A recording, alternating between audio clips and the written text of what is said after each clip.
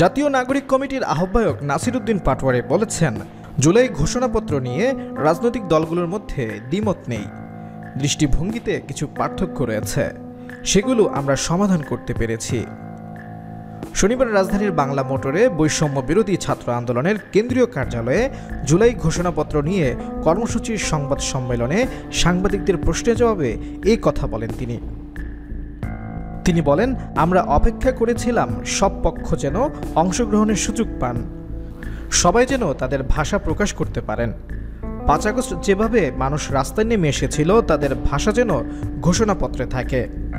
তাদের ন্যায্য যে অধিকার রয়েছে, যারা দীর্ঘদিন ধরে লড়াই করেছেন, তাদের ভাষা যেন ঘোষণাপত্রে থাকে, সেটি নিশ্চিতে আমরা সবার সঙ্গে কথা বলেছি। ৪ মাস অতিবাহিত হলো, সরকার গঠন হয়েছে। আমরা সরকারকে স্মরণ করিয়ে দিয়েছি যে জনগণের কাছে তাদের একটা দায়বদ্ধতা রয়েছে। সেই দায়বদ্ধতার জায়গা থেকে এবং আমরা জনগণকে একটি সমুন্নত জায়গায় আনার জন্য একটি উদ্যোগ গ্রহণ করেছি। তিনি বলেন, নাসির উদ্দিন পাটোয়ারি বলেন, বিভিন্ন রাজনৈতিক দল এবং পক্ষভুক্ত মানুষ যারা রয়েছেন এবং বাংলাদেশের মানুষের পক্ষ থেকে উদ্যোগটি আসার কথা ছিল। যখন জাতির সংকটকাল যাচ্ছিল, নিহত এবং আহতদের কোনো স্বীকৃতি বা ঘোষণাপত্র আসছিল না, তখন এই সংকটকালীন মুহূর্তে আমরা সেই দায়িত্ব কাঁধে তুলে নিয়েছি। বাংলাদেশের সব মানুষ ঘোষণাপত্র নিয়ে ঐক্যবদ্ধ রয়েছেন।